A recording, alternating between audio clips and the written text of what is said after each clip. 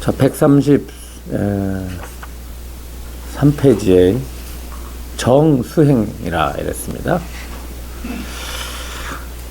제5장 정수행, 바른 수행이다 말이에요. 지관을 닦는 데 두 가지가 있다. 첫째는 좌선 중에 닦는 것이고, 둘째는 연을 겪으면서 경계에 대처하여 닦는 것이다. 첫째는 좌선 중에 지관을 닦는 것이다. 행주 좌와의 네 가지 우의 가운데에서도 역시 모두 얻을 수 있는 것이지만, 도를 배우는 사람에게 있어 좌선이 가장 뛰어나기 때문이니 먼저 좌선과 관련지어 지관을 밝히는 것이다. 간략하게 5가지 뜻이 서로 다른 것을 드러내 보이겠다 이랬습니다. 그러니까 이제 지관을 해 들어가는데, 이제 하나는 좌선을 중심으로 하는 지관이 있고, 또 하나는 생활 속에서 연을 따라서 우리가 살아가는 현실 속에서 지관을 닦는 법이 있지만은, 그렇다고 한다면 이제 행주자화가 다 수행 아님이 없죠. 일체 모든 삶 자체가 지관을 닦는 방편들인데, 그러나 그 가운데서도 행주자화 가운데서도 가장 핵심이 되는 것은 역시 좌선이다. 앉아서 지관을 닦는 것이다. 여기서는 선정이라는 말 대신에 이제 지관이라는 말로 이렇게 썼어요. 그래서 선정이라는 것은 지관을 포함하고 있는 것입니다. 다시 말하지만 소승불교에서의 지관은 그 길이 따로따로 있습니다. 선정의 길과 지혜의 길이 다르죠. 선정의 길을 이제 사마타라고 그러고, 지혜의 길을 위파사나라고 그러는데, 이 두 길이 다르다고 보는 거예요. 그래서 선정을 닦고 나서 위파사나를 닦아야 된다느니, 선정만을 닦고 위파사나를 닦지 않으면은 궁극에 이르지 못한다 이런 말을 하지만은, 대승에서는 정해 쌍수입니다. 지관 쌍수고, 그렇기 때문에 선정 그러면은, 대승에서 선정 그러면 사마타만 말하는 것이 아니라 사마타와 위파사나를 다 포함하는 지관을 겸수하는 것을 말합니다. 그래서 여기에서 좌선과 관련되어 가지고 5가지의 그 뜻이 어떻게 서로 다른가를 열어 보입니다. 넘겨서 134페이지. 첫째는 마음이 거칠고 산란한 것을 다스리기 위하여 지관을 닦는 것이다. 이른바 수행자는 처음으로 좌선을 할 때 마음이 거칠게 산란하기 때문에 마땅히 지를 닦아서 이를 깨뜨리고 제거해야 한다. 만약 지로 깨뜨리지 못하면 곧 관을 닦아야 한다. 그런 까닭에 처음에 마음이 거칠고 산란한 것을 깨뜨리기 위해서 지관을 닦는다고 말하는 것이다. 이제 지관을 닦는 데에 2가지 뜻이 있음을 밝히겠다. 먼저 지를 닦는 것을 밝히고, 다음으로 관을 닦는 것을 밝히겠다 했어요. 이 첫째, 이제 수행이라는 것은 어떻게 처음에 들어가느냐 하면, 거칠고 산란한 마음을 먼저 다스려야 한다. 이게 이제 이 추번뇌들이에요. 그리고 어지러운 거, 이런 것들이에요. 이것은 마음이라고 하는 건 물질도 그렇지만 마음도 거친 것이 있고 세밀한 것이 있습니다. 우리가 물질도 보면 바위라든가 돌멩이는 거칠지만 모래라든가 먼지는 미세하잖아요. 물질도 그와 같고 우리의 마음도 그와 같아서 거친 마음이 있고 미세한 마음이 있습니다. 또 마음이 급히 흐르는 마음이 있고 천천히 흐르는 마음이 있습니다. 또 우리가 수행을 해서 볼 때 그 흐름이 인지되는 마음이 있고 인지되지 않는 마음이 있습니다. 마치 뭐와 같으냐면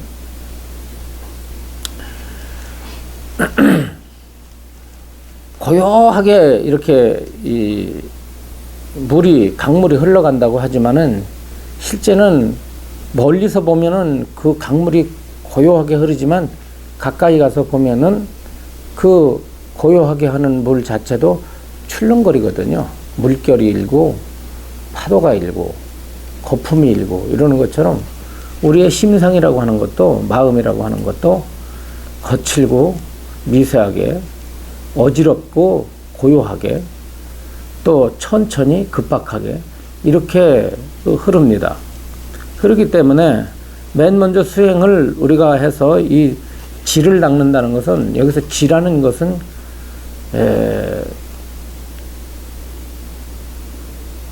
번뇌와 망상 자체가 일시적으로 그쳤다는 뜻이에요. 일시적으로 그칩니다.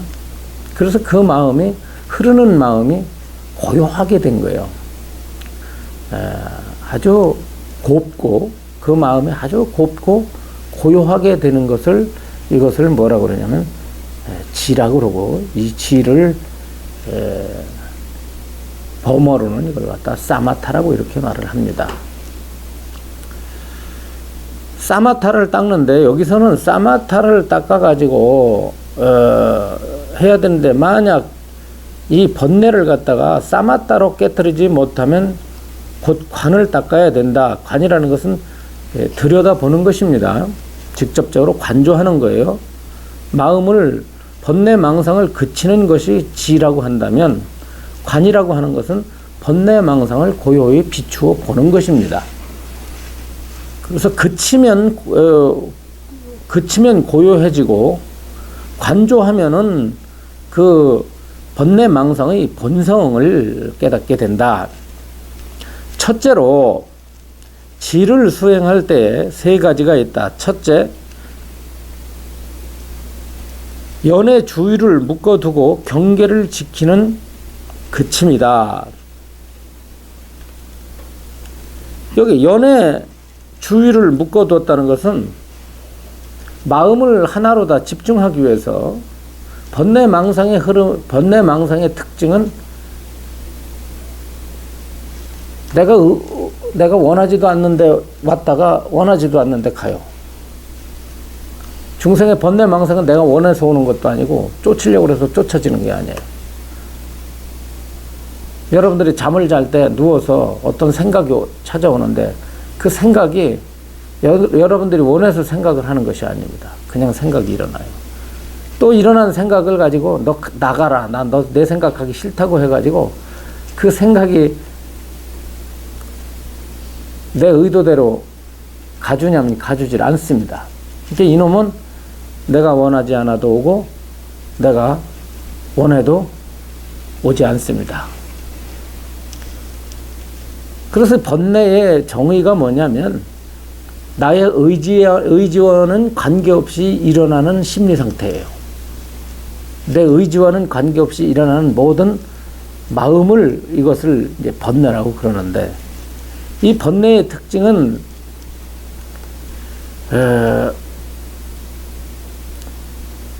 끊임없이 들락날락합니다. 계속 끊임없이 들락날락해서 그 수요가 헤아릴 수가 없고 그 번뇌는 때로 파도처럼 거칠게 일어나기도 하고 때로 물결처럼 미세하게 일어나기도 합니다. 그 번뇌는 때로 여러분들을 갖다 행복하게 하는 번뇌도 있고 여러분들을 괴롭히는 번뇌도 있고 여러분들을 행복하게 하지도 않고 괴롭게 하지도 않는 그런 번뇌들이 있습니다. 그래서 우리가 번뇌라는 것은 흔히 말하는 고민거리나 걱정거리, 쓸데없는 생각이 아니라 총체적으로 내가 원하지 않는데 찾아오는 여러 가지 심리 상태를 이거를 번뇌라고 할 수가 있어요. 그렇다고 한다면 중생은 하루 종일 번뇌를 속에서 살고 번뇌 속에서 밥 먹고 번뇌 속에서 일하고 번뇌 속에서 잡니다. 그 자는 동안에도 번뇌를 끊지 못하죠. 그래서 꿈을 꾸기도 하고 깊은 잠에 골아떨어지고 하는데 꿈을 꾸든 깊은 잠에 떨어지든 다 그게 번뇌 아님이 없어요. 그런데 이 번뇌를 그치게 하기 위한 방법으로 어떤 방법을 쓰냐면 여기 보면은 연에 주의를 묶어둔다 이랬습니다. 이때 연이라는 것은 뭘 가리키냐면 몸이에요. 마음을 몸에 묶어둔다는 것은 마음을 몸 한 군데로 신경 쓰게 한다는 거예요. 여러분들이 어디든 간에 한 군데 신경 쓸 때는 다른 망상은 오질 않습니다. 그렇겠죠.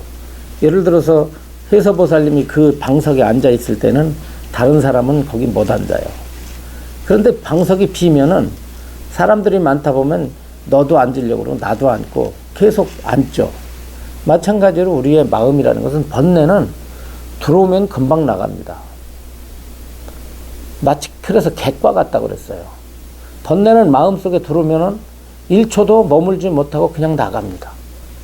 또 다른 것이 들어오죠. 마치 여관집과 같아요. 여관방과 같아요. 여관방은 주인이 있지만은 사실 여관은 주인이 있지만 여관방은 주인이 없어요. 실제로 보면. 왜냐하면 쓰는 사람이 주인이야.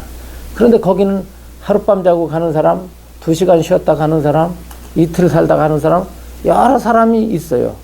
그것처럼 우리의 마음을 여관방이라고 한다면 나그네들이 계속 왔다 지금 가는데 그 머무는 시간이 1초를 천둥물에 한 것만큼도 머물질 못해요. 계속 바뀝니다. 이 바뀌는 것을 갖다가 바뀌지 못하게 해서 마음 자체를 갖다가 지키려고 한다면은 주인이 들어가서 살면 돼요. 그렇죠? 그럼 임시로 우리가 주인이라고 하는 것, 이게 부처님법에서 뭐 주인은 없지만은 임시로 우리가 마음을 갖다가 번뇌 망상이 들어오지 못하도록 하나의 주인을 거기다 딱 집어넣는 것이 이것이 뭐냐면 이 사마타를 당하는 망상을 그치게 하는 방법입니다. 그때 뭘 하면 하나의 신경, 마음을 하나로 두는 거예요.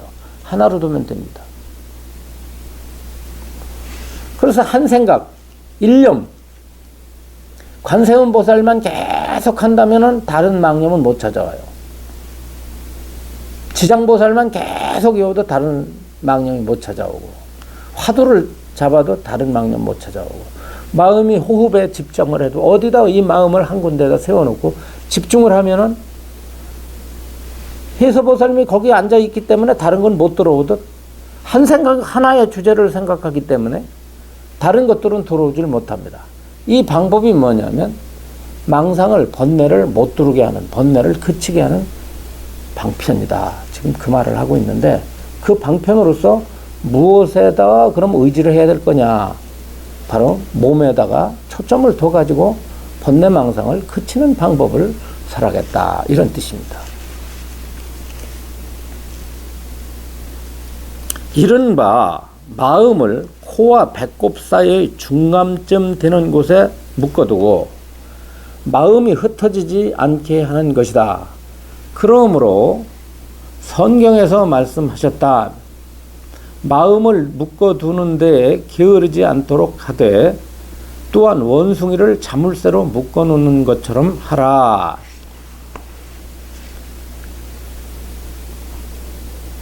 요즘엔 안 만들어 놨는데 법주사를 가니까요. 법주사 계단에다가, 법주사 양 계단에다가, 계단 끄트머리에다가 원숭이를 갖다가 새겨놨어요. 원숭이를 한 마리, 두 마리를 새겨놨는데 양쪽에다, 계단 양쪽에다. 원숭이가 무릎을 꿇고 손으로다가 자기 무릎을 딱 만지고 조용하게 하고 있어요. 그런데 그 사람들은 그 원숭이가 뭘 뜻하는지 모르죠. 그 원숭이는 사람의 마음이에요. 원숭이는 한시도 가만히 있질 못하잖아요. 그래서 옛날 말씀에 중생의 마음을 육창지원이라고 해가지고 창문이 6개 달린 속에 사는 집 속에 사는 원숭이와 같다 이런 뜻이에요. 원숭이는 본래 호기심도 많은 동물일 뿐더러 한시 반시 가만히 못 앉아 있다 보니까 바깥 풍경을 보기 위해서 6창문으로 뛰어다니는데 하루 종일 뛰어다니는데 이 창문에 가서 매달려서 봤다가 저 창문에서 매달려 봤다가 계속 움직이듯이 6개 창문이라는 것은 눈, 귀, 코, 혀, 몸, 뜻 해가지고 우리의 육근을 가리키는 거야. 감각기관 육근을 가리키고 거기에 우리의 마음이 그래 부처님은 이 감각기관을 창문에 비유하셨단 말이야. 창에다 비유를 하니까 창을 통해서 세상이 보이니까 마음이 눈을 통해서 귀를 통해서 보이고 들리는 데를 따라가지고 계속 쫓아다니잖아. 달라붙고. 그렇잖아요. 여러분들의 마음이라는 것이 보는 걸 통해서 듣는 걸 통해서 먹는 걸 통해서 냄새 맡는 걸 통해서 몸뚱아리 촉감을 통해서 그 다음에 마음에서 인식되어진 대상을 통해서 계속 움직이는 것이 마치 그것이 6개 창문 속에 들어있는 원숭이와 같다. 그래서 그 원숭이를 거기다가 딱 해놓고서는 조용한 원숭이가 되도록 만들었다는 것은 대웅전에 올라올 때 너희들 마음이 원숭이와 같으니 그 원숭이 같은 마음을 이렇게 조용하게 길들여가지고 조복을 받고 난 다음에 부처님을 보라는 뜻으로 그 원숭이를 만들어 놓은 거거든. 그래서 그 비유야 여기가 지금. 그를 비유를 하는 거야. 비유하는데 거기서 방법이 어디다 했냐면 몸에 묶어둔다고 했는데 몸에 묶어두는 방법은 여럿이 있어요. 자, 어디가 있냐면 여기서 코와 배꼽 사이의 중간쯤 되는 곳에 묶어둔다. 그러면 마음을 무엇을 보느냐 하면은 결과적으로 마음을 본다는 것은 여기서는 무엇일까요? 호흡을 보는 거예요. 호흡을 보면 배가 일어난다고. 배가 일어나잖아. 그러면 배가 일어날 때 아랫배를 보지 말고 배가 일어날 때 여기를 보라는 거예요. 호흡, 배꼽 부위. 그 명치에. 여기서 왜냐면 허파가 여기 있거든. 폐가 여기 있거든. 그렇잖아? 폐가 여기 있으니까 수행을 할 때는 반드시 숨을 쉴 때 어떻게 쉬어야 되냐면 복식호흡을 해야 돼요. 복식호흡을 하자면 흉식호흡을 하면은 배가 일어나고 사라지질 않습니다. 그냥 조그맣게 쉬어보세요. 배가 안 일어나요. 그러니까 그럴 때 이게 숨을 잘 들으시되 천천히 들으셔야 됩니다. 급하게 들으시지 않고 천천히 깊게 들으시게 되면 배가 뿔룩하게 일어날 때 윗배가 일어납니다. 그 윗배가 일어나는 거를 신경을 거기다 써가지고 그거를 계속 들여다보면은 그 한 곳을 들여다본다든가 한 곳에 마음이 집중하는 것을 이것을 지라고 그래요. 그러면 다른 생각은 못 들어옵니다. 왜냐하면 마음이 여기만 보고 있기 때문에 다른 것들이 침투를 한다 할지라도 여기를 들여다보고 있지 않을 때보다 현격하게 번뇌망상이 끼어드는 것이 줄어든다 이 말이야. 그 힘이 약화된다 이거예요.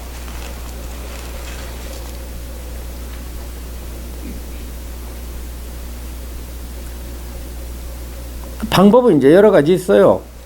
호흡을 보는 방법도 있고, 코끝을 바라보는 방법도 있죠. 근데 여기서는 배를 바라보라고 이렇게 말을 합니다. 그 남방에 있는 수행자들이 위파사나를 할 때 호흡관을 하는데 사람에 따라서 두 군 중에 하나를 합니다.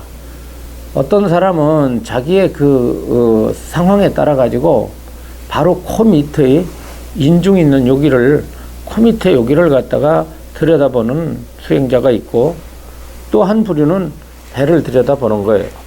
배를 들여다봐 가지고 호흡이 들락날락하는 이 코를 갖다가 관찰하고 해서 호흡의 출입을 관찰하는 게 있고 하나는 이 배를 관찰해 가지고 배가 일어나고 배가 사라지는 현상을 관찰하는 두 가지 부류의 이 호흡 수행이 있습니다. 여기서는 배를 관찰하는 거예요. 둘째, 마음을 제지하는 그침이다. 이른바 마음이 일어나는 바에 따라서 곧 이것을 제지하여 내달려 흩어지지 않게 하는 것이다. 그런 까닭에 이런 말씀이 있다. 이 5가지 근이란 마음이 그 주인이 되니 이런 까닭에 그대들은 마땅히 마음을 잘 그치게 해야 한다. 이 2가지는 모두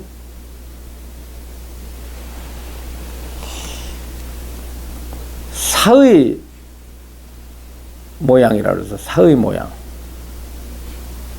현상적이고 차별적인 모습이에요. 사의 모양은 드러난 모습이라는 거예요. 이 2가지는 모두 드러난 모습이니 반드시 분별할 필요는 없다. 분별할 필요는 없다는 것은 뭐예요? 사의라는 것은. 이 2가지는 그러니까 이 2가지 모양이라는 것은 앞에 있는 그 호흡을 관찰하는 거하고, 2번째는 마음을 제지해서 그치는 거예요. 마음을 그치는 거예요. 마음을 그치는 게 어떤 그치는 건지 아세요? 생각을 안 해도 여러분 그쳐봤어요? 그거예요. 아무 생각 안 하는 거예요. 그냥 아무 생각 안 하는 거예요. 아무 생각 없는 거예요.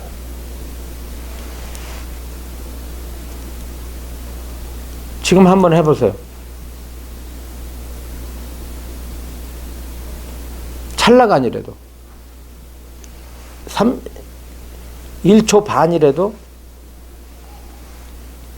텅 비워보세요. 그냥 나 텅 비라 소리 잘 안 하는데 생각도 안 일어나게 텅 비워보세요. 이걸 자꾸 연습하라는 겁니다. 앉아가지고 지워져요? 텅 비운 것을 느끼겠어요? 눈 감고 해보세요. 눈 감고.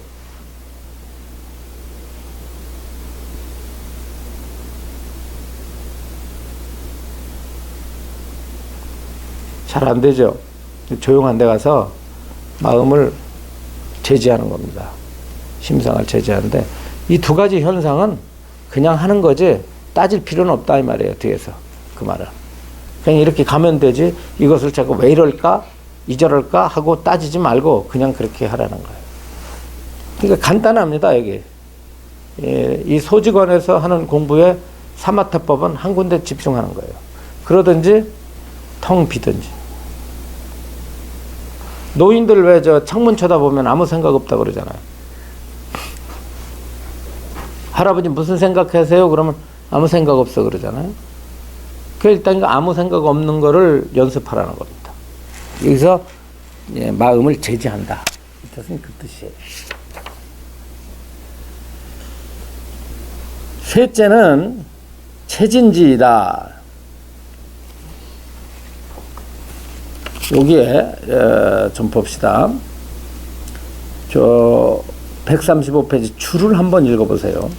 좌선 삼매경 상권에 비유하자면 원숭이가 기둥에 묶여 있으나 매우 편하게 휴식하고 있는 것과 같으니 소연은 기둥과 같고 생각은 새끼줄이나 자물쇠와 같으며 마음은 원숭이에 비유할 수 있다.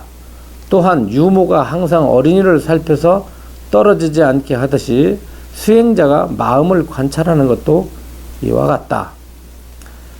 부처님 유교경에 계를 능히 지킬 수 있거든 오근을 제어하여 제멋대로 오욕에 들어가지 못하도록 하라. 비유하면 소를 먹이는 사람이 막대기를 잡고 감시하되 나무의 밭에 들어가지 않도록 하는 것과 같다. 만약 오근을 놓아버리면 오욕이 끝이 없어서 제어할 수 없을 뿐만 아니라 또한 몹쓸 말과 같아서 고삐를 단단히 채워두지 아니하면 사람을 끌어다 구렁텅이에 떨어뜨린 것 같다. 도적에게 해를 입는 것은 일세에 끝나지만 오근의 해악은 누대에 걸쳐 그 해악이 심하니 조심하지 않을 수 없다. 그래서 여기서 오근을 잘 제어해야 한다 이랬어요. 감각기관을 잘 제어한다는 것은 이 감각기관이 번뇌를 일으키게 하는 곳에는 되도록 연을 짓지 말아야 된다는 것입니다. 수행하는 사람, 수행을 하려면 그렇게 해야 된다는 거예요. 그래서 천상 수행을 하려면 고요한 데 들어갈 수밖에 없어요. 여러분들은 더구나 세속에서 살기 때문에 상당히 그 간섭해야 될 일도 많고 보고 듣는 경계가 대단히 많습니다. 그렇기 때문에 우리가 되도록이면 공부를 바로 하려고 한다면 더구나 이 부분은 특히 스님들에게 해당이 되는 부분이에요. 이런 부분은. 오근을 갖다 잘 단속한다는 것은 오근은 결과적으로 몸뚱아리예요. 몸뚱아리 아닙니까? 오근이 몸뚱아리인데 이 몸뚱아리를 들고 함부로 덤부로 여기저기 들어가지 말아야 된다 이거예요. 마치 소가 함부로 이밭저밭 들어가지고 풀을 다 남의 곡식을 다 망쳐두면 나중에 그 배상을 다 해줘야 되는 것처럼 우리의 오근을 제멋대로 놓아버리고는 우리는 번뇌를 조복받을 수가 없고 번뇌를 조복받지 못한다면 우리는 생사를 비롯한 모든 고통으로부터 벗어날 수가 없다.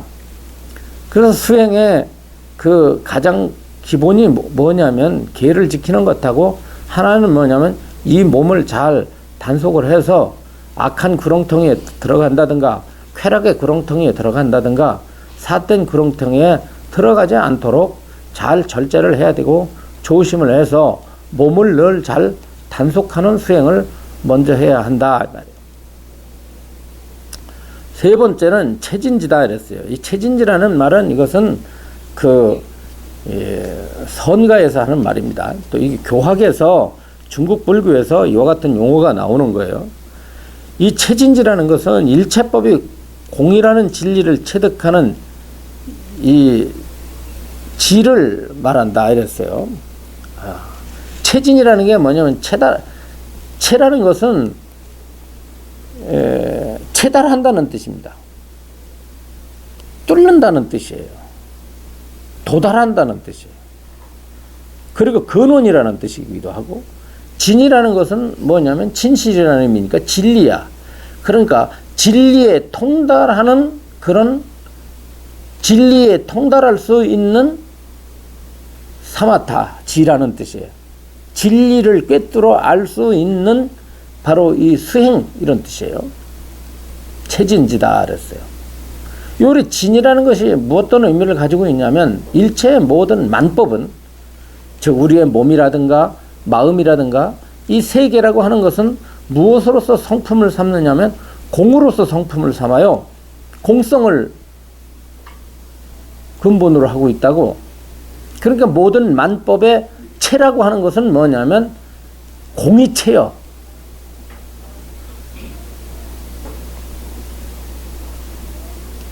그래서 공을 깨달아서 요달하는 것을 이것을 체진이라고 하는데 이 체진을 할 수 있는 지가 뭐냐, 사마타가 뭐냐 이 말이에요. 이른바 마음이 생각하는 바를 따라서 일체 모든 법이 다 인연으로부터 생기므로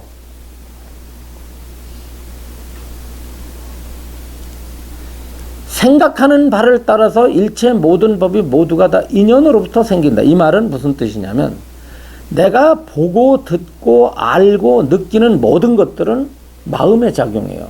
마음이 없다고 한다면 보고 들을 수가 없습니다. 그렇잖아요. 그지?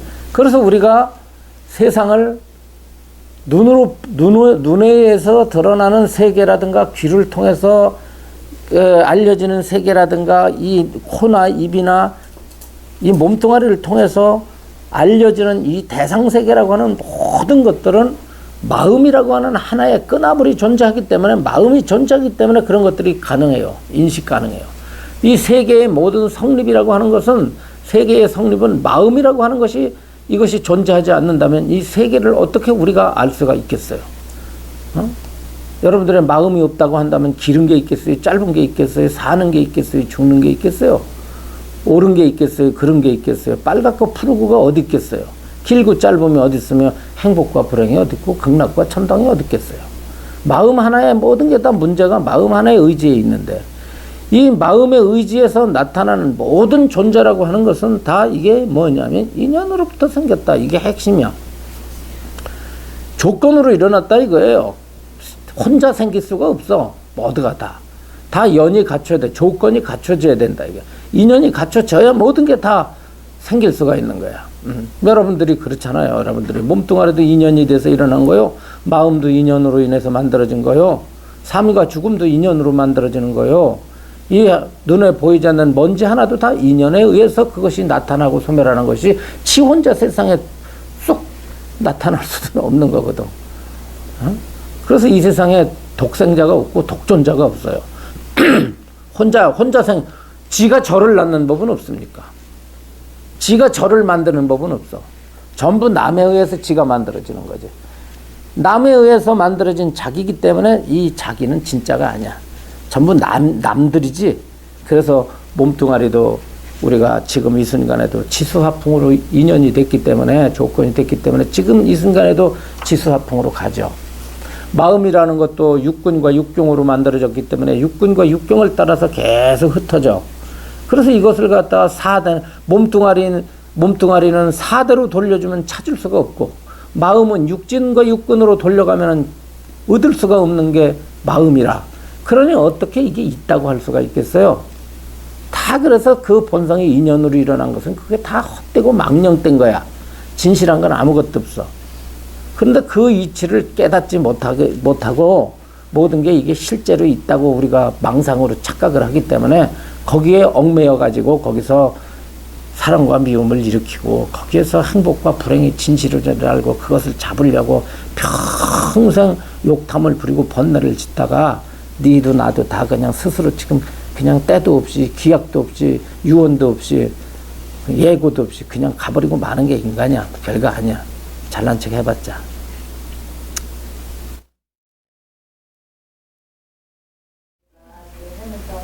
지금 얘기 말한 것처럼 잠시 앉아서 마음을 그치는 그 순간은 뭐 그쳐지거든요. 앉아서 어쨌든.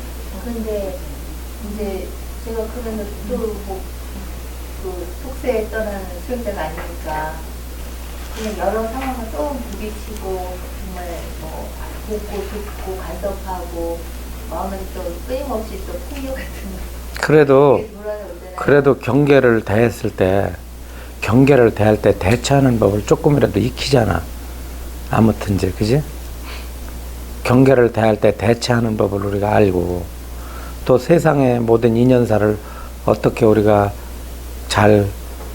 그걸 잘 극복해야 되는지도 이론적으로 알잖아.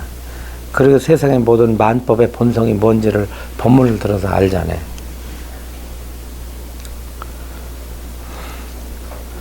비록 먼지 속에서 살고 파도 속에서 살지만 우리가 이러한 이치와 이러한 원리가 진실이라는 걸 알고서 산다는 것만 해도 큰 행복이에요.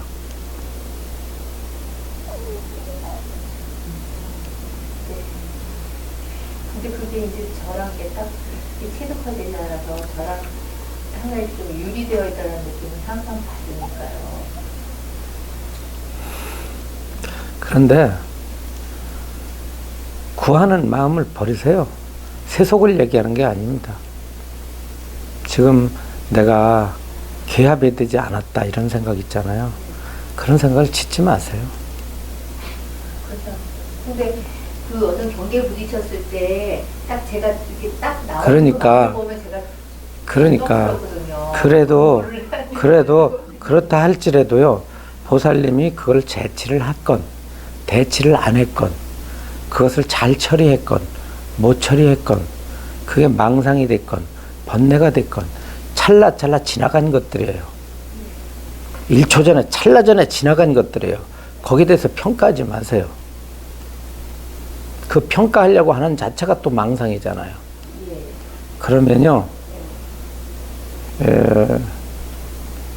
보살님이 망상을 적건 보리를 적건 수행을 적건 수행을 짓지 않았건 잘 대처를 했건 잘 대치를 하지 않았건 그 본성이 사무치게 공해요. 둘이가 공하다는 얘기입니다. 그거예요. 그러니까 보살님 자체에 대해서 어떤 평가를 내리고 점수를 주고 긍부정을 하지 마세요. 그냥 망상을 지면 진 대로, 그 속을 썩으면 썩고 중생짓을 했으면 한 대로 그 자꾸 그거 찰나찰나 그냥 그게 순간순간 아닙니까? 거기서 되돌아서가지고 상기해가지고 이랬네 저랬네 하지 마세요. 근데 그 전 생각 때문에 또 다음 생각이 그로 인해서 또 생기니까. 비록 그렇다 할지라도 보살님이 관여할 바가 아니에요. 그것은. 그게 다 나가야 한다고 생각했기 때문에 그래요. 관여하지 마세요 그냥.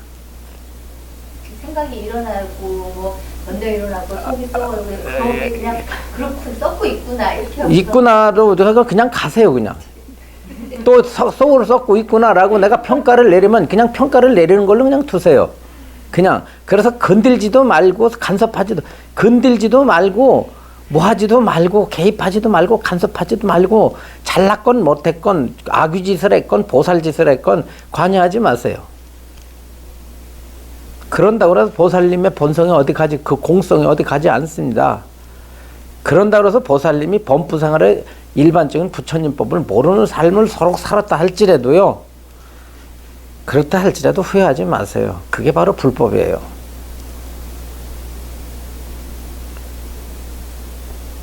납득하기 어렵겠지만 그래요. 그렇게 가야 돼요. 자꾸 뭔가 있다고 보기 때문에 자꾸 끌어들이는 거예요. 지금 그 말씀이에요. 지금 그런 걸 자꾸 있다고 하지 말고 있다고 보기 때문에 그러니까 물리친다느니 해야 된다느니 안 해야 되니 그냥 그래가지고 내가 서로 그래 공부 그냥 편안하게 살자 뭐 이런 마음이 서로 든다 할지라도요. 진짜 편안하게 살자 하는 사람은 그렇게 나는 지금부터 편안하게 살자 하지도 않아요. 그렇잖아요. 또 그렇게 한다고 해서 편안하게 사라지지도 않아요. 공부고 뭐고 난 이대로 살련다 한다고 해서 그게 이대로 사라지지도 않아요. 괜히 짓는 거야. 괜히 짓고 부시고 하는 거라고. 그러니까 짓고 부시고 하지 마세요. 지금 공성이야 지금 그 말이. 그래서 우리가 개시허망이면 범수에선 개시허망을 하지. 아이고 이랬었네 저랬었네 금방 또 놓쳤었네 금방 또 해차네 또 경계에 또 홍난당했네. 이게 자꾸 경계로 홍난당했는데 그 경계를 또 만들어가는 거야. 홍난당했다는 경계를 또 만들어. 그래서 대치해야지. 그래서 경계를 또 만들어. 내가 속았네. 속은 것 자체를 가지고 속았네 라는 경계를 만들더니 속지 말아야지 하는 경계를 만들더니 또 그래서 그러면 속지 말기 위해서 이렇게 계속 짓잖아요. 그러니까 그게 줄어들어야 돼요. 그러면 공을 알면요 순간순간 자체가 자유로워져요. 과거에 얽매이질 않습니다. 이렇게 과거예요. 조그맣게 미혹했던 거 과거라고요. 여태까지 미혹한 거 과거는 뭐예요? 미혹한 건 미혹했지만은 지금 가져와 보세요. 미혹한 사실이 있나? 언제 미혹했는데? 아까까지 미혹했어. 아까까지 미혹했다고 생각을 짓잖아요. 아까가 있어요? 아까가 있다고 생각했기 때문에 아까까지 미혹했는데 지금은 지혜로워? 아까까지 미혹했어. 근데 지금부터 자유로워져야 돼. 그 생각을 짓잖아요, 또. 그러니까 자꾸 뭐냐면 망상에서 망상을 지어가지고 끊임없이 이게 그런 좋은 생각으로서 그러니까 나쁜 생각을 좋은 생각으로 치장해보니 그거는 어디까지나 과거심이요. 과거는 얻을 수가 없어. 공이라고 불가득이라고. 그러니 어떻게 해서 계속해서 빡빡하냐. 그래서 생각을 해도 생각을 안 해도 생각을 비웠다 할지라도 공이고 생각을 한다 할때라도 공이고 악을 행했어도 공이고 선을 행했어도 공이고 수행을 해도 공이고 수행을 안 해도 공이고 다 공이에요. 다 실체가 없어. 이 실체가 없다는 말을 도철하게 알아야 돼요. 그러면 그게 그냥 수행이에요. 이름에서. 그럼 그것보다 자유로운 게 어디 있어요? 여러분들 사마타 닦는 게 자유로워요? 안 자유롭잖아요.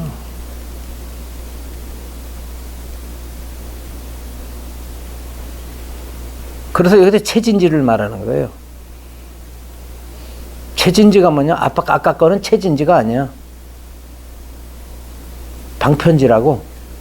여기서는 체진지를 말하는 거라. 체진지는 무슨 뜻이냐?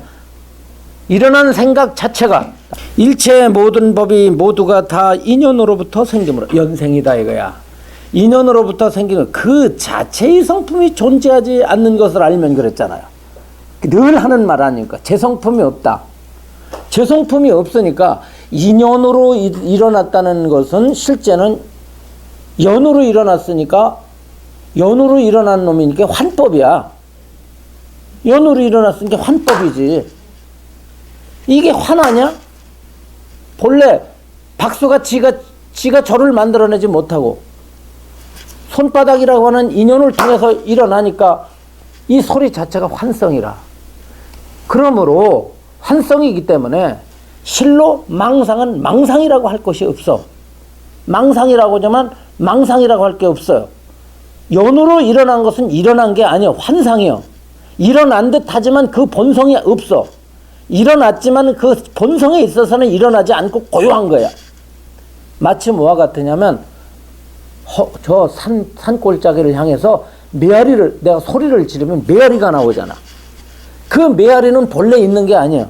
산에서 나온 것도 아니요. 내 입에서 나온 것도 아니에요. 그러므로 메아리 소리는 허망한 거예요. 연을 통해서 일어났기 때문에. 그렇기 때문에 그 소리는 소리가 아니에요. 꿈속에 있는 여인이 어떻게 여인이라고 할 수가 있어요? 꿈속에서 얻은 자식을 어떻게 자식이라고 할 수가 있어요? 꿈속에서 얻은 금덩어리를 어떻게 그걸 금덩어리라고 할 수가 있겠어요? 본래 허망한 것이듯이 중생의 망상이 수미산 같다 할지라도 그 본성이 본래 허망하기 때문에 본성의 본 실지에 있어서는 망상이 일어난 적이 없어요. 그게 바로 뭐냐면 체진지야. 일어난 마음 이대로가 본래는 일어나지 않았다는 걸 안다. 이 말은 무슨 뜻? 망상이 본래 망상이 아님을 알고 망상이 일어났다는 것은 곧 망상이 일어나지 않았다는 사실을 아는 것이 이게 바로 참된 체진지다. 그러면 어떻게 닦느냐? 내 말을 지금 듣는 거야. 공하다니까.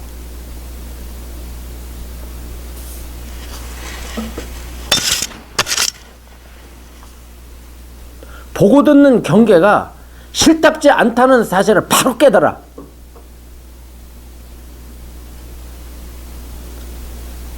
보살님이 나를 보세요. 보살님이 눈으로다가 대상을 보고 나서 마음이 일어납니까? 볼 때 마음이 일어납니까? 볼 때요. 거의 보시. 중생의 판단은 반드시 지나고 나서예요.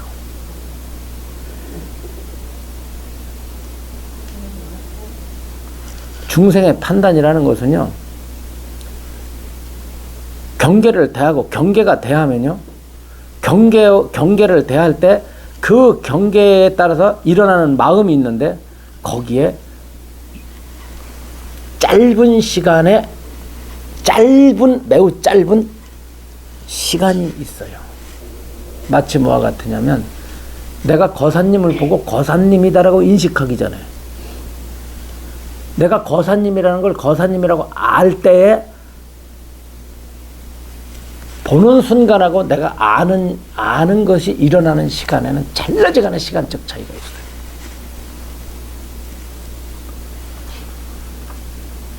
다만 알고 보는 거예요.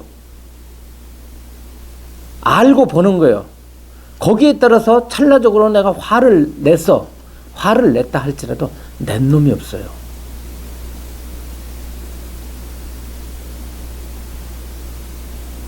그리고 그 화라고 하는 것 자체가 실체가 없어요.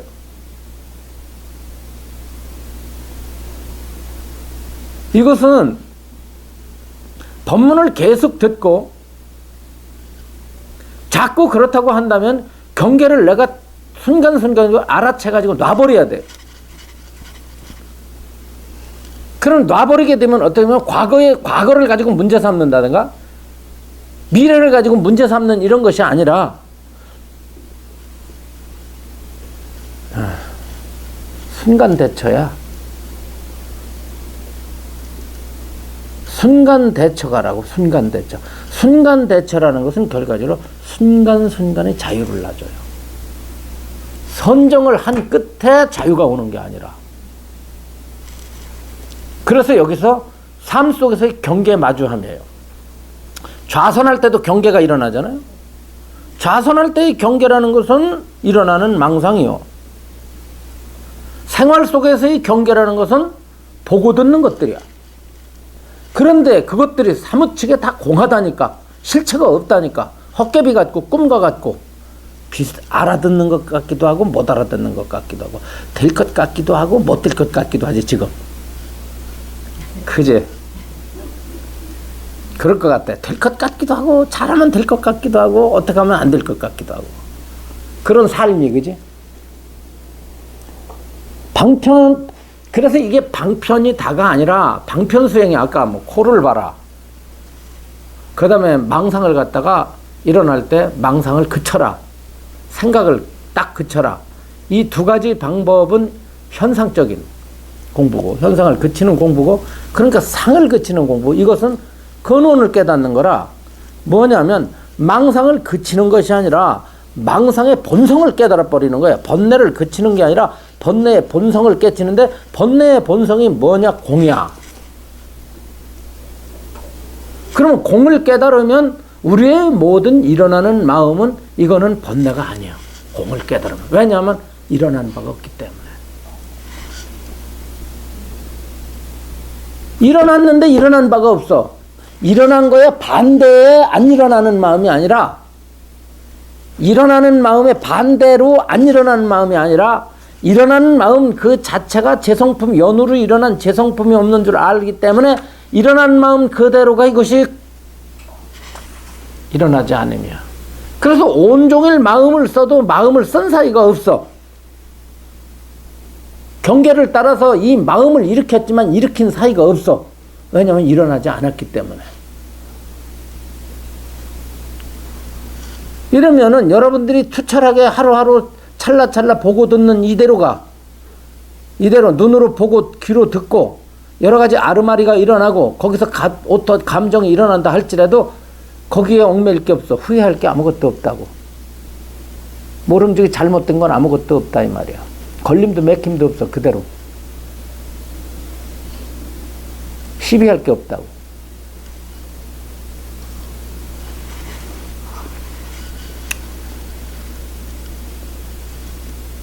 이게 참 좋은 말씀이야.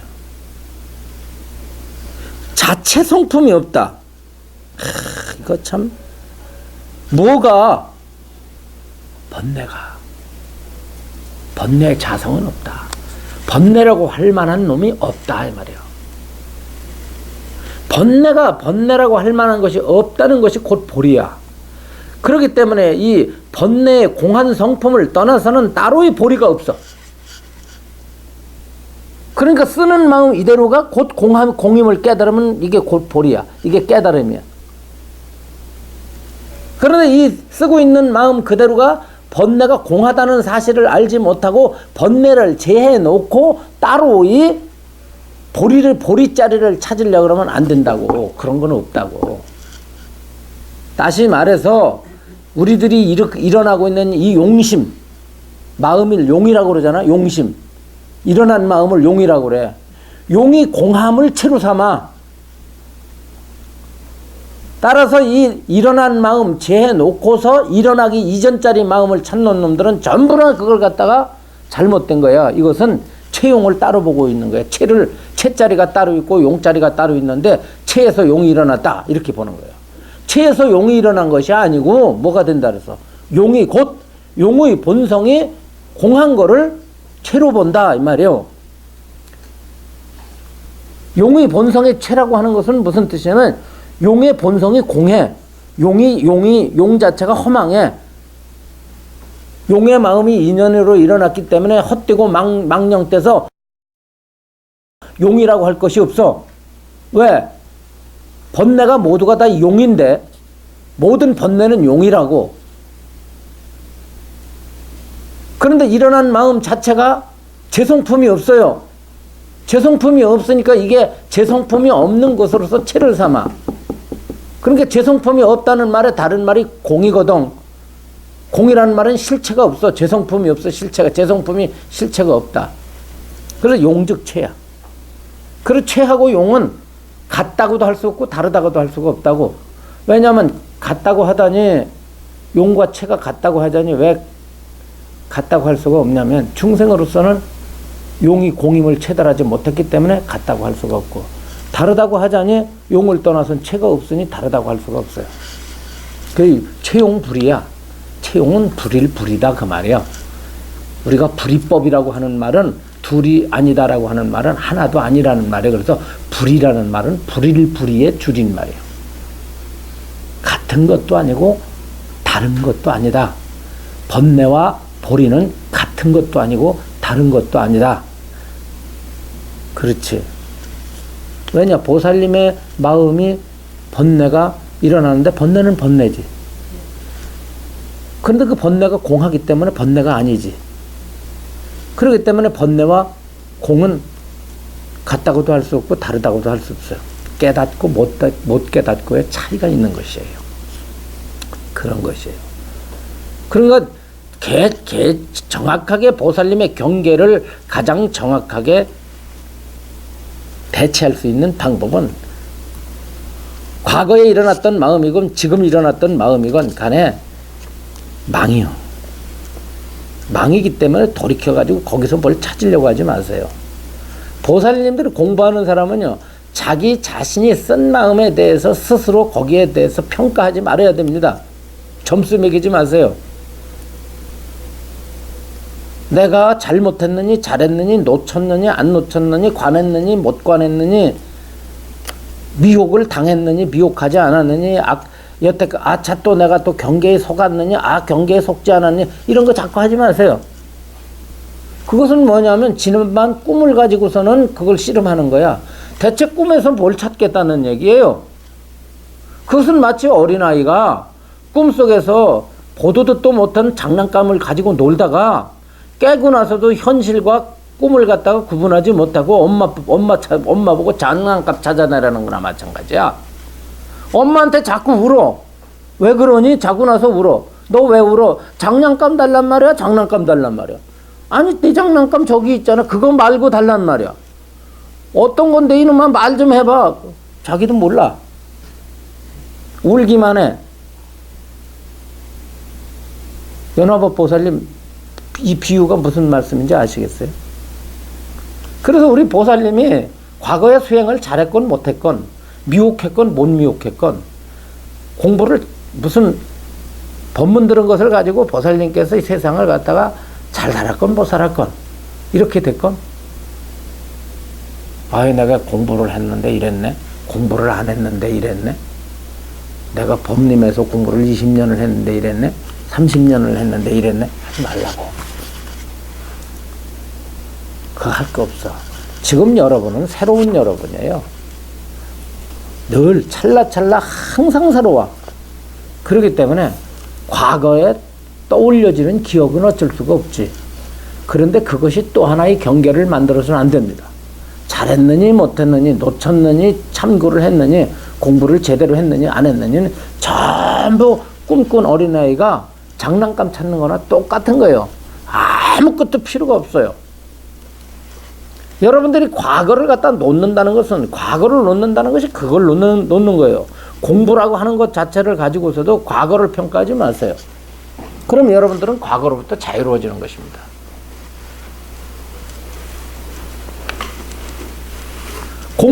공부하는 사람이 경계가 닥쳤을 때 공부를 하는 사람이 그 경계에 빠져가지고서는 중생짓거리를 갖다가 실컷 하고 나서는 내가 공부 헛했네. 대부분 이렇게 말을 하잖아요. 그렇게 생각하잖아요. 그러지 마세요.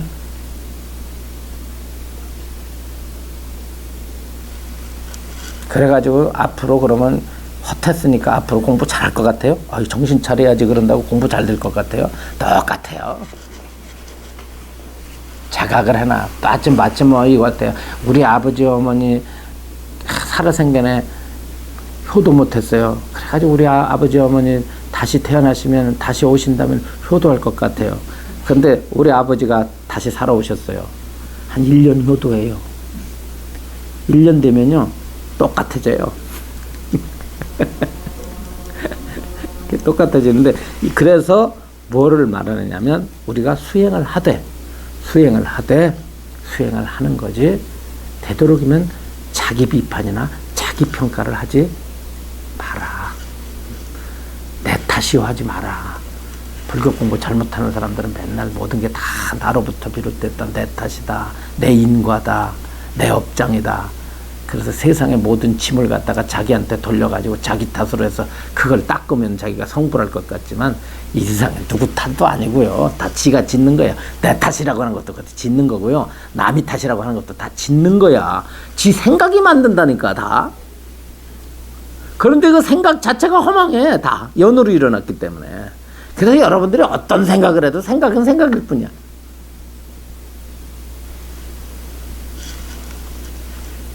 만약 마음에 취할 것이 없으면, 마음에 취할 것이 없다는 것은 번뇌 망상을, 이 번뇌 망상이 있는데 이 번뇌 망상을 취할 게 없다는 거예요.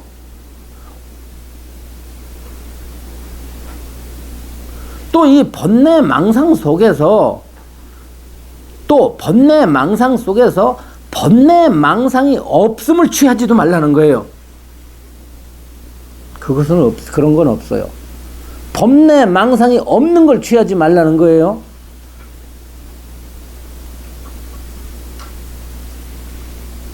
왜? 번뇌 망상이 공함 그대로가 체예요. 번뇌 망상 그대로가 공체라고, 공이라고.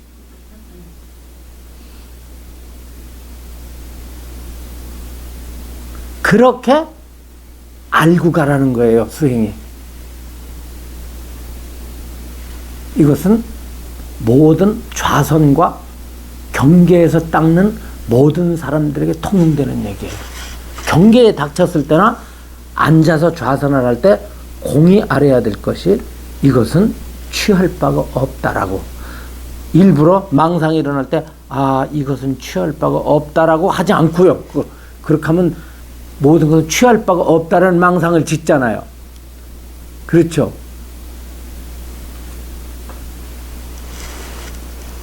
망상이 일어날 때, 이 체진지에서는 망상이 일어날 때 거기에 여러분들이 개입하지 않는 거예요. 개입하지 않는 거야. 생각이 일어나는 거는 누구고 개입하지 않는 거는 누구예요? 개입하지 않는 건 누구냐고요? 네. 아무것도. 일어나는 건 누구고 개입하지 않는 건 연이에요, 다. 다 인연상이라고요. 누가 있는 게 아니고 인연상이라고요. 나라고 생각하는 이것도 인연상입니다. 당연하죠. 어떤 거든 간에 관하는 놈이 됐건 관하는 지혜도 인연상이에요. 망상이 없다면 관하는 지혜가 있어요, 없어요? 관하는 지혜는 뭐에 연해서 일어났죠? 망상을 연해서. 그렇기 때문에 보는 지혜도 재성품이 없죠. 보여지는 대상으로서의 망상도 재성품이 없지만 보고 있는 놈도 망상이, 그 재성품이 없죠. 그러니까 보는 놈은 보여지는 대상으로서의 망상을 사라지면 보는, 관찰하는 그 지혜 자체도 없어지잖아요. 그러니까 얻을 바가 없고 취할 바가 없죠. 이게 이거다라고 할 바가 없어요.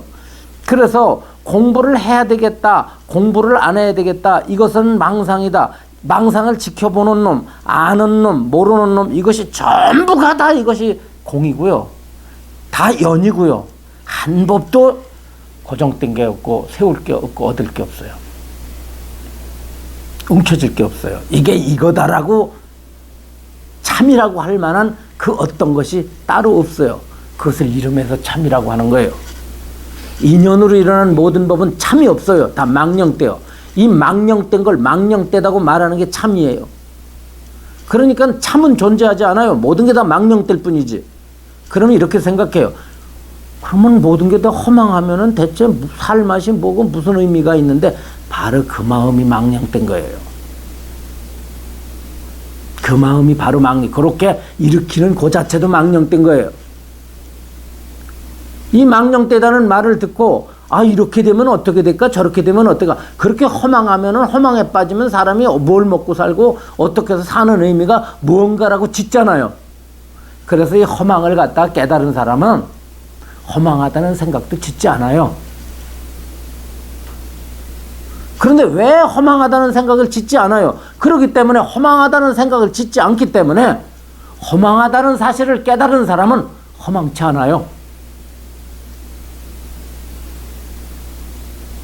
허망하다는 생각조차도 허망하다는 사실인데 어떻게 그 허망하다는 생각을 일으키겠어요? 허망하다는 생각을 일으키지 않는데 어떻게 그 사람이 허망에 빠지겠어요?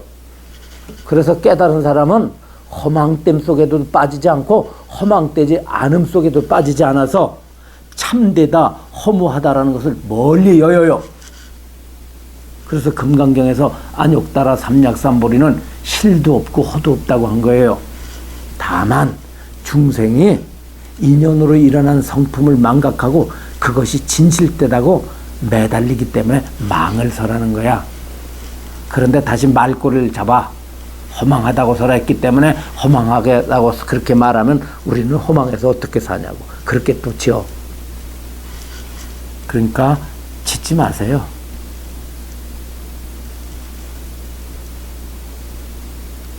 모든 것이 다 연으로 일어난 헛개비 같은데 뭘 자꾸 지어서 이렇다 저렇다 점수를 매길 게 있겠어요.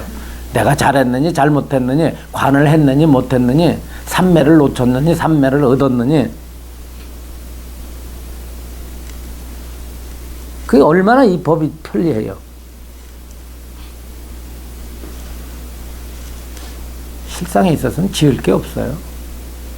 실상에 있어서는 공의 입장에서는 여러분들이 그대로 공삼매 속에 있습니다. 닦건 안 닦건 다 공삼매에 있어요. 그 삼매를 벗어난 게 없어요. 왜? 공 자체가 삼매이기 때문에. 왜 공이 삼매예요? 일어나지 않았으니까.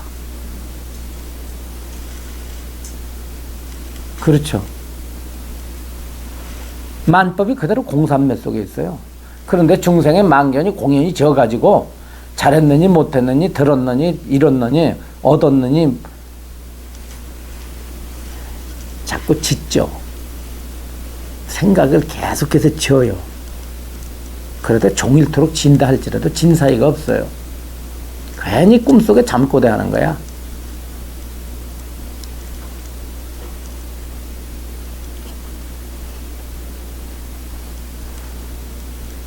법문 잘 들어야 돼요. 문제는 생각이에요. 자꾸 짓는다는 얘기입니다. 짓는 놈 치고 망상하는 놈이 없어. 망상 치고 번뇌하는 놈이 없어. 그래 여러분들은 번뇌 중에서 어떤 번뇌를 불자는 지냐면 공부라는 번뇌를 져요. 삼매라는 번뇌를 짓고 사마타라는 번뇌를 져. 자꾸 져. 그건 방편이에요, 그거는. 그러다가 문득 놓게 되지. 왜냐면 그것도 안 하면 못 깨닫거든. 근데 나중에 보면은 놓게 될 수밖에 없지. 그렇잖아? 배를 타고 갔으면 배에서 내리잖아. 뗏목을 타고 가면 뗏목을 버릴 수밖에 없지. 그래서 참선이니 선정이니 관이니 지관이니 나발이니 전부가 다 강을 건너는 뗏목이야. 그래가지고 절대화시키지 말라고. 그거 짊어지고 가는 놈은 아무도 없으니까.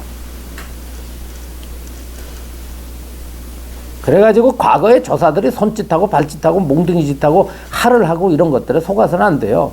거기는 아무것도 없어요. 그거는.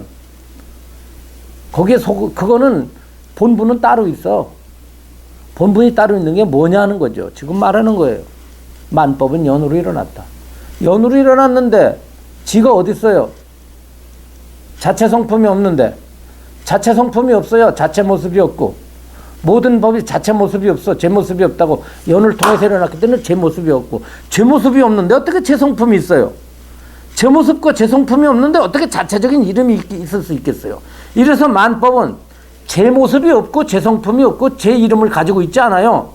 그렇지?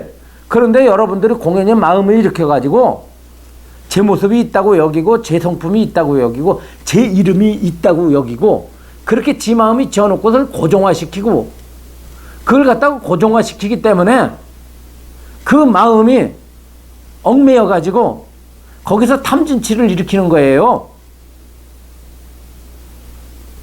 그래서 이 탐진치를 벗어난다. 그러니까 여러분들이 그래, 내가 짓고 내가 받는다. 제대된 나라고 하는 자체 모습이 없고 자체 성품이 없고 자체 이름이 없는데 어떻게 나라고 하는 것이 있으며, 나라는 것이 없는데 어떻게 행위가 있으며, 행위가 없는데 어떻게 과보가 있겠어요? 그래서 짓는 놈도 없고 받는 놈도 없고 짓는 바도 없어요. 다 헛개비예요. 그래서 인과가 공해요. 그런데 늘 우리는 어떻게 생각해? 내가 지었다, 내가 받는다, 내가 먹었다, 내가 행했다. 계속 주제자를 만들잖아. 계속해서 자체 모습이 없는데 자체 모습이 있다고 여기고, 이게 내 모습이라고 여기고, 이게 이 마음이 내 마음이 아닌데 이게 내 마음이라고 여기고, 내가 행위를 지은 바가 없는데 내가 행위를 항상 지었다고 생각하고, 그래가지고 내가 있고 내 마음이 있고 내 행위가 있다고. 내가 그와 같이 내 모습이 없고 내 성품이 없고 내 이름이 없다면 남들도 또한 그래요, 다.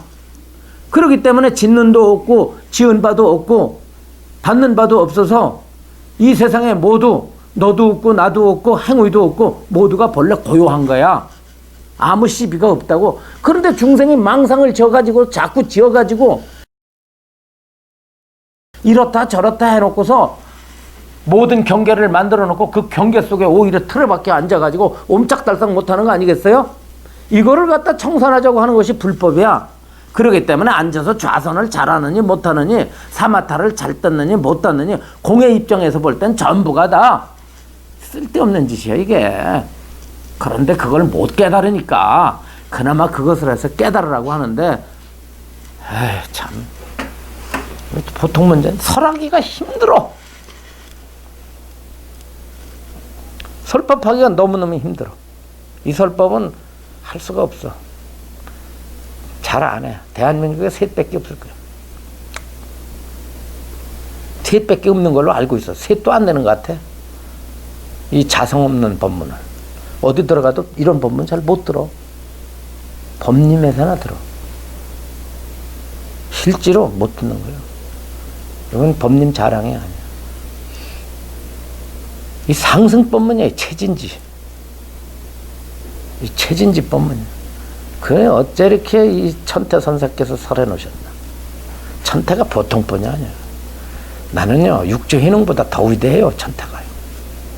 근데 우리나라는요, 선종이 앞서다 보니까 천태선사에 대한 연구가 별로 없고, 천태선사 가르침이 널리 학인들 외에는 이게 잘 관심들을 안 갖는데, 정말 소중한 법문입니다. 의성 대사님이 천태 지자의 문화에서 공부하시는 아니죠. 그렇지 않죠. 이게 달라요. 왜냐하면 이분은 법화종 계열이고요. 의상은 화엄종 계열이에요. 예. 그래, 이게 소중하죠. 실제로 중생들, 우리가 공부하는데 아주 실제 체계적이고 자상하기는 천태 지의선사가 자상하지 육조단경이 자상하지 않아요. 육조단경은 밑도 끝도 없어요. 공부 방법이 없어. 육조단경에는 방편이 없거든. 그게 선종의 특징이야. 그래서 이 천태선사의 가르침을 우리가 잘 이해를 해야 합니다. 이 체진지의 공부라고 하는 것은 어떤 공부냐면 방금 한 그 얘기예요. 방법이 아니고요. 안건 경계에서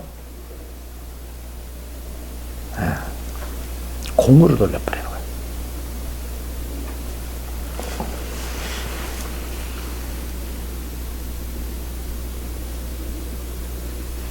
그렇게 돼버리면 그 허망한 생각이 그치기 때문에 지라고 한다. 허망한 생각이 그쳐버린다 이거예요. 이렇게 돼버리면. 일체의 모든 법 가운데 인연은 공하여 주체가 없다. 마음을 쉬면 본래의 근원을 통달하느니, 여기 본래의 근원이 뭐예요? 공이요. 근원이 따로 있는 게 아니라고. 모든 법의 공성을 근원이라고. 그러니까 공에서 망상이 나온 게 아니라고. 공이 채고, 공이 채라고 해가지고 공한 자리가 따로 있어가지고 그 공한 자리에서 망상이 나온 게 아니라 망상이 곧 공이라고. 색이 곧 공이지 공자리에서 색이 나온 게 아니듯이. 예, 그걸 잘 알아야 돼요. 그래서 근원에 통달한다는 것은 망상이 곧 공하여 망상이 일어나지 않았음을, 망상이 곧 일어나지 않았음, 망상을 일어나지 않게 하는 게 아니라, 망상을 일어나지 않게끔 하는 공부가 아니라, 일어난 망상이 본래 일어나지 않았다라는 것은 일어난 망상이 곧 보리기 때문에 일어남도 없고 사라짐도 없다는. 왜? 망상이 헛개비와 같아서. 망상은 본래 존재하지 않았다라는 겁니다. 자, 여러분들의 일으킨 모든 번뇌 망상이 곧 망상이 아니라는 사실을 알면은 일어난 마음이 곧 보리가 돼요. 그럼 그때 보리라는 게 뭐냐? 공이 돼버린다 이 말이야. 그 공이 보리야. 천태선사의 이 특징과 또 원효 같은 분의 특징은 뭐냐면요, 이 공성을 강조했다는 거예요. 그래서 이 대승지실론도요, 우리가 그냥 공부했지만은 기회가 되면 혹시 다시 강의할지는 모르지만 원효 대사의 그 대승지실론 소를 공부할까 싶어요. 그런데 위대한 게 뭐냐면 원효 대사의 대승지실론 소는요, 공으로 모든 걸 다 설법을 해요. 공성을 강조해요. 왜냐하면 잘못해버리면 그 사실 이 대승지실론이 중국의 그 도학의 영향을 많이 받아가지고 만들어지다 보니까 체의 입장에서 용을 설명하다 보니까 어떻게 되면 체를 고정불변하게 이렇게 그 지었던 경향이 조금 있어요. 그래서 체에 상 같은 것도 본래 있다 이런 식으로.